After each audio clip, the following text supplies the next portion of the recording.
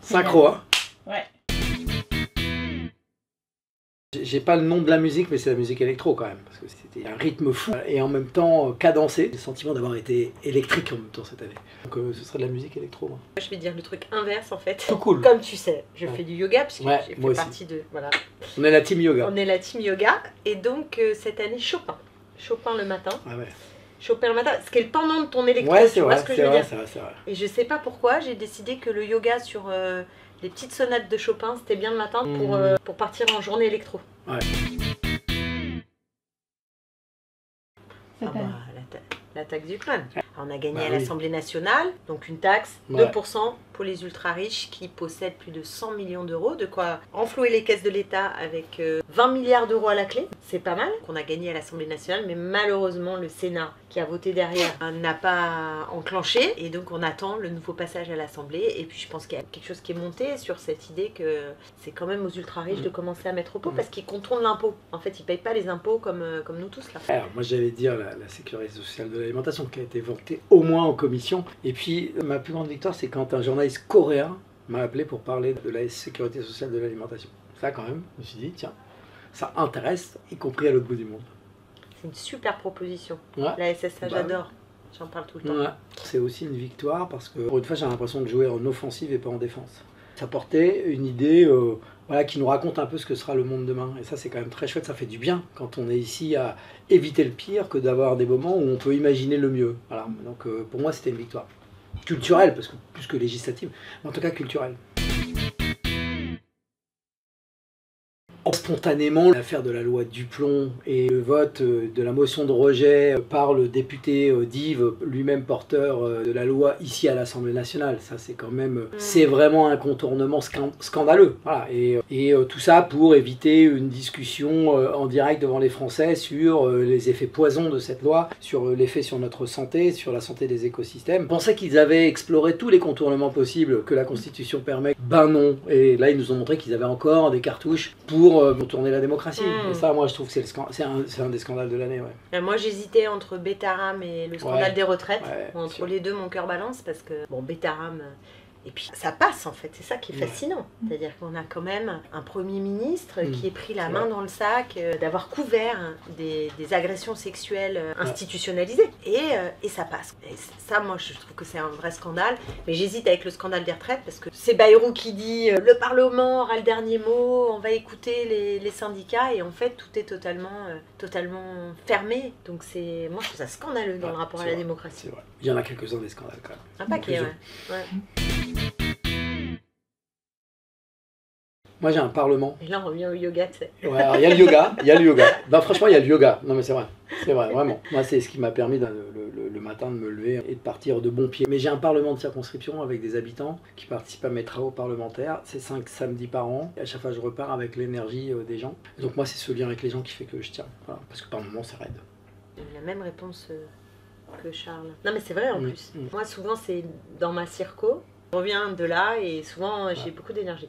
Alors moi cette année j'ai fait les 35 villes et villages pour défendre mon esprit public et donc l'énergie en fait. Puis j'ai vu tellement de choses intéressantes, tellement de gens. Je me suis dit bah en fait le pays n'est pas entièrement basculé du côté de la trumpisation et au contraire il y a une attente énorme qu'on réussisse à faire quelque chose. Je trouve qu'on a une période très incertaine qui peut basculer d'un côté. Et quand on se ressource avec les citoyennes, les citoyens, ça fait du bien. Je fais un tour de France aussi des questions industrielles et franchement c'est multitude de rencontres. Je suis en train d'écrire moi mon livre maintenant sur ces questions-là et là aussi j'ai l'impression de nourrir une réflexion collective sur une doctrine sur l'industrie et ça fait du bien. Et notre boulot il n'est pas que ici, il est aussi à l'extérieur.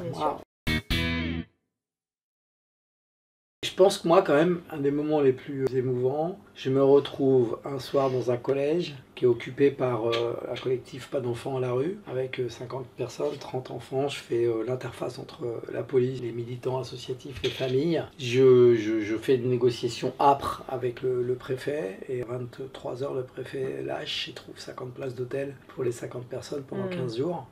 Voilà, ça règle pas tout, mais dans ce moment-là, moi j'ai été très ému par l'ambiance, la reconnaissance des familles et tous les remerciements autour, même si j'ai pas l'impression d'avoir réglé le problème, loin s'en faut. Mais dans ce moment-là, d'avoir évité une situation qui partait très mal, c'était très émouvant, voilà.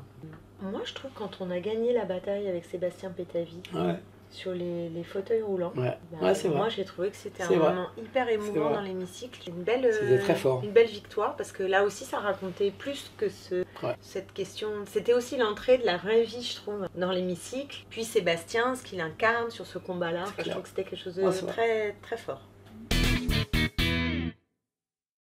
Bon, allez, à Balage. Non mais il y a question, il n'y a pas de discussion sur ce sujet. Ah, attends. Puisque tu as dit une femme, je vais essayer de trouver un homme... Plus drôle que les Abalage, allez, vas-y, je t'écoute. Alors, il y en a un qui j'aime son côté... Emmanuel Duplessis. Exactement. Bah oui, obligé. Emmanuel Duplessis. D'accord. Parce que quand même, il y a match. Il y a une manière d'être drôle. C'est pas forcément le plus drôle, mais c'est sa manière d'être drôle qui est hyper fermé, sérieux, l'air de rien. Il est quand même bon. Mais on risque d'être d'accord sur le duo homme-femme là. Ouais, bah ouais. Oh, les Abalage, ça me va aussi, hein, c'est vrai. Franchement, c'est vrai.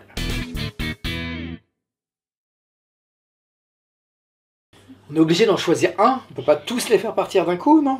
Parce que je crois qu'ils ont quand même... Rotaillot. Parce que tu dis Rotaillot, moi je mets Darmanin dans le même wagon. Allez. En même temps, si Valls pouvait... Ah non, et Genevard. Ouais. Voilà. Puis en fait, le ministre de l'Industrie aussi. Puis en fait, un peu tous quand même. Hein. Il n'y a pas beaucoup que je garderais. Hein. Non. Pas beaucoup que je garderais. Hein. Attends, si Bayrou s'en va, on n'est pas fâché. Hein. Ouais, voilà. C'est sans fin. Il y en a tellement à porter. Ouais, il y en a beaucoup. Je pense vraiment au combat pour la question industrielle. Mais j'insiste dessus parce que pour moi, c'est aussi la réconciliation avec le monde salarié, le monde ouvrier, qui est un enjeu tellement majeur. Du coup, travailler sur les questions industrielles, sur les questions de production, pour moi, c'est absolument déterminant. Moi, un combat à continuer, c'est l'attaque Zuckman avec Eva Sass, ma collègue avec qui on a fait ça. Voilà. Mais s'il y a, un seul combat à mener, si je dois en résumer c'est quand même le combat de l'union des gauchistes et des écologistes. Oui. Parce que si on ne veut pas continuer justement à essayer de ramer, à savoir si notre taxe, le Sénat va bien vouloir, etc., le mieux c'est quand même d'avoir un gouvernement de gauche. C'est sûr. Ça me paraît plus simple d'avoir un gouvernement de gauche, un président ou une présidente de gauche. Et voilà, ça nous permettra de faire vraiment avancer les combats qui sont les nôtres. Donc pour ça, il faut l'union. Moi je partage totalement. Après, ce que je crois vraiment, c'est qu'il ne faut pas qu'on reste coincé ici autour du Palais Bourbon. La vraie vie, elle n'est pas que ici. Voilà. Et donc je trouve qu'il y a un exercice de campagne, de travail auprès des gens. Et c'est là aussi l'union se tisse et se scelle. Elle ne se fait pas qu'ici, elle se fera aussi dans le lien qu'on a avec les gens, parce qu'ils nous attendent. Là-dessus, il y a un combat de comment on exporte aussi toutes ces idées-là et comment elles arrivent au plus près des gens. Voilà. Super!